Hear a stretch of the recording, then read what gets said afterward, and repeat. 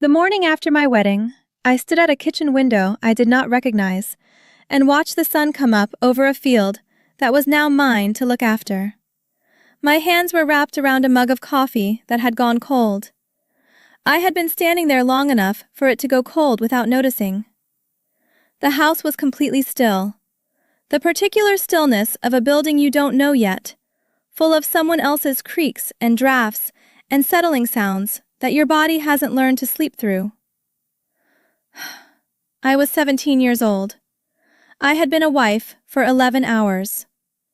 I looked at my reflection in the glass, the prayer cap sitting straight, the dark dress, the face that looked startlingly like my own face, and I had a thought I had never had before and did not know what to do with.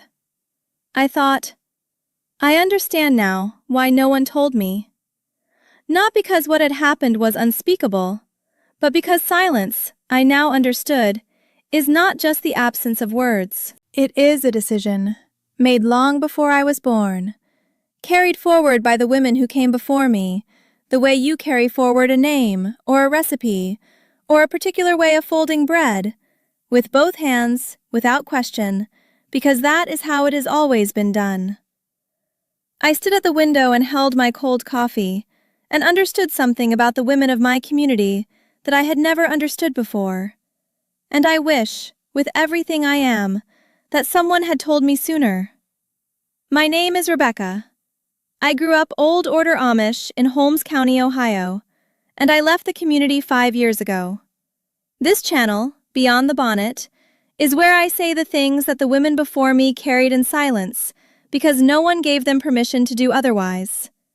I am giving myself that permission now, and if you need it too, if you are watching this because something in the title touched a memory you have never spoken out loud, I hope this channel feels like that permission for you as well. Subscribe and give this video a like if you want more honest stories from behind the bonnet.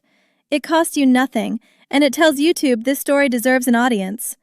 And tell me in the comments, did anyone prepare you for the most important night of your life? Not just Amish women, anyone. I want to know. I'll be reading every single response. Now, let me tell you about the silence, where it comes from, how it works, and what I found on the other side of understanding it. People who study Amish culture from the outside often focus on the wedding itself, the songs that last hours, the benches carried from barn to barn across the community, the food, the roast chicken, the creamed celery, the wedding cookies stacked in towers, the specific shade of blue that a bride wears in some districts, the white apron placed over her dress at the ceremony. They focus on the ritual because the ritual is visible. What they almost never focus on is what happens after. And more than that, what is never said about what happens after. There are 3 things I need you to understand about the world Amish brides walk into on their wedding night, because without these 3 things, the rest of this story will make no sense. The first thing, an Amish wedding is public theater of submission.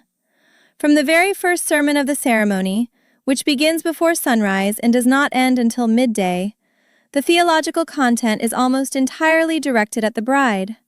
The text chosen, the weight placed on particular verses, the specific emphasis the bishop gives to words like yield and serve and submit. This is not incidental. The ceremony is teaching the community and the bride herself what her marriage will require of her, publicly, in front of 300 witnesses, before she has spent a single night as a wife. By the time the ceremony ends, the bride has sat still on a hard bench for 6 or more hours, hearing, in the most sacred context her world offers, exactly what she is expected to be. She walks into her wedding night, already shaped. The second thing, the silence about the wedding night is communal, not individual. It is not that Amish mothers forget to have conversations with their daughters. It is not carelessness or awkwardness or a busy season on the farm. The silence is maintained deliberately, collectively, across the entire community of women. Older women do not tell younger women. Mothers do not tell daughters. Married sisters do not tell unmarried sisters. This is understood, not written, not spoken, but understood, as the correct and faithful way to do things. Why? Because in Old Order Amish theology, The wedding night is a threshold that belongs only to God and to the marriage. To speak about it in advance is to bring something sacred into a space that has not yet been consecrated. To give a bride information, preparation, language, this is understood on some level as interference with a spiritual process. What happens in that room is between the husband, the wife, and God. And God does not need anyone else's words in the room with them. That is the theology. That is the sincerity with which it is held. But here is the third thing, and this is the one that took me the longest to understand clearly. The third thing. The silence is also inherited trauma, dressed in theology. Many of the women who kept silent with me had themselves been kept silent. They had walked into their own wedding nights unknowing, endured whatever they endured, processed it alone in the dark, and come out the other side calling it faithfulness. When they kept silent with their daughters, they were not only obeying a theological instruction, they were, on some level, protecting themselves. Because to prepare a daughter would be to acknowledge that the daughter needed preparation, and to acknowledge that would be to name what had happened to them. And they had been taught their whole lives that some things are not named. My wedding was on a Thursday in early October. 312 people came. I know the number because my mother counted them. She told me the morning of, with a pride in her voice that I have never forgotten, as though the number of witnesses were itself a kind of blessing, a weight of community approval pressed onto the marriage before it began. The ceremony lasted from sunup to almost noon. I sat on the women's side of the room in my blue dress and my white apron, and I held my hands still in my lap, and I listened to the bishop read from Ephesians about wives and husbands. His voice was not unkind. He genuinely believed every word. That sincerity made it heavier, not lighter. My husband, I will call him Samuel, sat across the room on the men's side and looked at the floor. He was 20 years old, and calm in the way that men in my community were trained to be calm. Later, I would learn that his calm was not indifference. It was a performance as practiced as mine. He was as unprepared as I was. He simply had a different set of instructions for how to carry that. After the ceremony, there was food and visiting and singing that lasted into the evening. I moved through it in a state I can only describe as very alert and very far away at the same time. Present enough to smile and receive congratulations, elsewhere enough that the afternoon passed like something happening just outside a window I was watching through. By the time Samuel and I were alone, in the small bedroom at the back of my parents' house where I had slept my entire childhood, it was past 9 o'clock, and I had been performing composure for 17 hours. I remember the specific light, a single kerosene lamp on the dresser, turned down low, throwing a warm circle onto the ceiling, and leaving the corners of the room in soft shadow. I remember the weight of my own dress, how familiar the fabric felt after a full day of wearing it, and how strange it felt to be about to take it off. I remember the sound of voices still filtering in from the main room. Some family members were staying the night, and how the presence of other people nearby made the room feel both safer and more impossible at the same time. Samuel sat on the edge of the bed with his hat in his hands, turning the brim slowly. He looked up at me, and what I saw in his face was not what I had expected. I had expected confidence, authority, the husband taking charge of the threshold the bishop had spent the entire day preparing him to cross. Instead, I saw something that looked almost exactly like what I was feeling. "I don't know how to do this," he said. Not angry, not demanding, just honest, in the quiet way of a man who has been taught to perform certainty all day and has run out of the energy to keep performing it. I sat down beside him on the edge of the bed. "I don't either," I said. We sat there for a long time, side by side, not touching, in the low lamplight. And that moment, that particular moment of two people admitting together that they had been handed something and not given any instructions, is the moment I come back to most often when I think about that night. Because what came after was not violent. It was not monstrous. Samuel was not cruel. But it was clumsy and confusing, and I felt things I did not have names for and could not have spoken out loud if I had.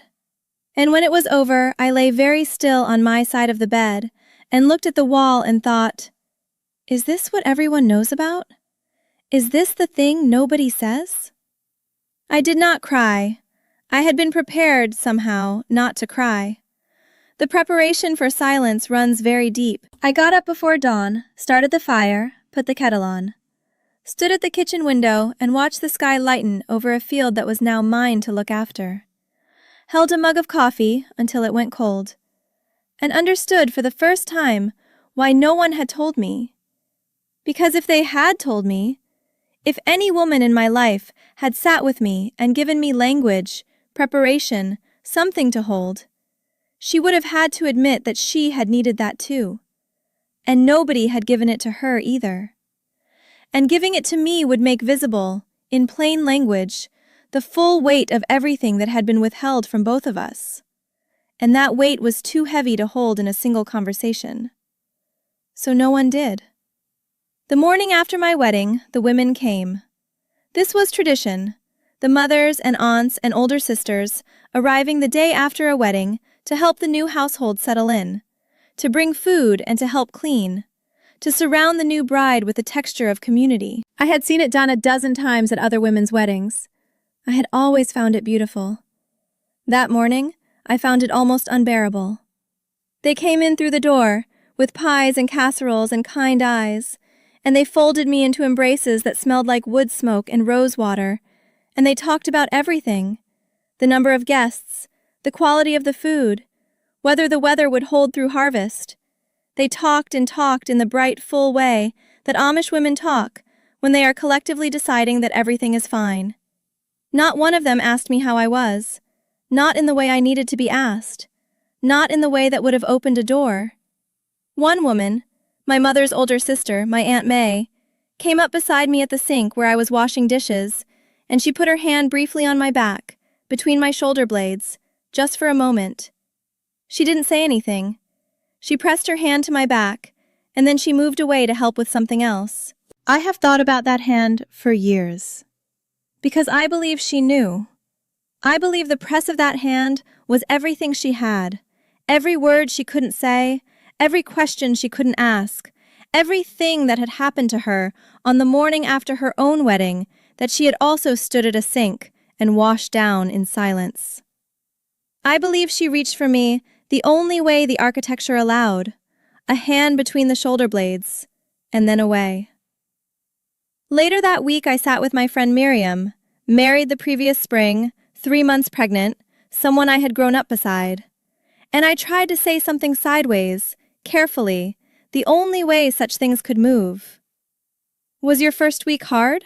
I asked. She was quiet for a moment, then she said, "It gets easier." Not, "Here is what I wish someone had told me." Not, "Here is what I needed to know." Just, "It gets easier." The most economical possible answer. The answer that said, "Yes, there is something. No, I will not name it. Keep going." That was the entire inheritance. That was what was passed down. It gets easier. Carry it forward. Don't stop moving. I did not understand what had been done, not just to me, but to all of us, until I was sitting in Dr. Elaine's office in my 3rd year outside the community, in the middle of a session that had started about something else entirely and had arrived, the way sessions sometimes do, at a place I hadn't planned to go. I had been describing the morning after my wedding, the window, the cold coffee, the women arriving with pies, Aunt May's hand. Dr. Elaine let me finish. She waited in the way she always waited, longer than is comfortable, long enough that you hear the end of your own words settle into the room. Then she said, "What you're describing is a community in which women are asked to process significant experiences completely alone, and then required to protect the next generation from the knowledge of what they processed. The silence isn't just passed down, it's enforced by love. The women who didn't tell you weren't withholding to hurt you. They were doing the most loving thing their framework allowed, which was to help you not know how much there was to endure. I sat with that for a long time. She continued. The cruelest thing about that kind of silence is that it looks like protection. It feels like protection to the women practicing it. They genuinely believe they are sparing you something. They don't understand. They were never allowed to understand that what they're actually doing is leaving you alone in the dark with no light and calling it mercy. That last sentence broke something open in me. Not dramatically, quietly, the way ice cracks in early spring. A slow, deep sound from somewhere underneath. No light and calling it mercy. That was my wedding night. That was Miriam's first week. That was Aunt May's hand pressed between my shoulder blades and then withdrawn. That was every woman in that kitchen, arriving with pies, talking about the weather, making sure everything looked fine. It had all been mercy. And it had all been darkness. Both things completely true at the same time. Samuel was not a bad man. I want to say that plainly, because I think it matters. He came into that wedding night with almost exactly as little preparation as I had. The Amish silence about the body and marriage does not exempt men. It falls differently on them, gives them authority without instruction, but it does not give them knowledge. He had been handed a role and told to play it, and given no more script than I had. We were two people, alone in a room, performing something neither of us had been taught, and both of us had been forbidden to ask about. The failure was not his. It was not mine. It was not my mother's or Aunt May's or Miriam's. The failure belonged to a system that had decided, generations before any of us were born, that a woman's preparation for marriage was not a pastoral responsibility. That her body was not worth discussing. That her experience of her wedding night was a private matter between her husband, and God. And that God, in this framework, apparently required her ignorance as a condition of his presence in the room. That system is not accidental. It persists because it serves something. A woman who does not know what to expect cannot compare her experience to a standard. A woman who cannot compare her experience to a standard cannot identify when something is wrong. A woman who cannot identify when something is wrong cannot ask for it to change. And a woman who cannot ask for change stays. She stays, and she works, and she bears children, and eventually she becomes one of the women arriving with pies the morning after another bride's wedding, pressing a hand briefly between another young woman's shoulder blades and moving away. The silence is not a gap in the system. The silence is the system, working exactly as designed. The community I grew up in gave me things I do not diminish. The particular quality of belonging that comes from being known, truly known, in the way that only comes from living your entire life alongside the same people, attending their weddings and their funerals and their barn raisings and their Sunday services until the texture of their lives is as familiar as your own. That kind of belonging is not nothing. I have looked for it in the English world and found only approximations. The women who kept silent with me loved me. I hold that alongside everything else, and I do not let go of it. Aunt May's hands on my back was real love, expressed through the only channel her world had given her. My mother's silence was not indifference. It was faithfulness to something she had been taught was sacred. Faithfulness so deep it had become indistinguishable from instinct. I do not tell this story to take something from them. I tell it because there is a girl, somewhere, right now, in a blue dress and a white apron, sitting on a hard bench, listening to a bishop talk about yielding, who deserves more than a hand pressed briefly between her shoulder blades. She deserves words. She deserves preparation. She deserves someone who loves her enough to turn the light on. And if no one in her world will do it, then I will do it here. I stood at that kitchen window for a long time, the morning after my wedding. I watched the sun come up. I held cold coffee. I looked at my own reflection, and I understood, For the first time, something about the women who had raised me that I had never understood before. They had stayed silent because they had learned that silence was the price of belonging. Because the alternative, speaking, naming, preparing the next girl, would have meant admitting that they had needed preparing too. Would have meant dragging something they had managed to survive into the light of language. And they had survived by not doing that, by keeping it down, by calling the endurance faithfulness and pressing forward. I understand that now. I even, on some days, forgive it. But I will not repeat it. This is me turning on the light. If you walked into your wedding night carrying nothing but a command to yield and a faith that endurance was the same as faithfulness, I see you. If you stood at a window the morning after and held something you had no words for, I see you. If the most comfort anyone offered you was a hand on your back and then the careful return to talk of weather and pie, I see you. You were not alone in that room. You were one of thousands, one of a long, unbroken line of women who were handed darkness and told it was sacred. It was not sacred. It was harm. And the difference between those two things is exactly what this channel exists to say out loud. Leave me a comment. Tell me, was there a morning in your life when you understood something you wish you'd been taught instead of forced to discover? Just tell me yes. Or tell me the whole story. Either way, I will read it. Subscribe to Beyond the Bonnet if you want more stories like this one. There is so much more I haven't said yet. Every week, more light. Until next time. You deserve to know. You always did. Choose your freedoms wisely. They might just save your life.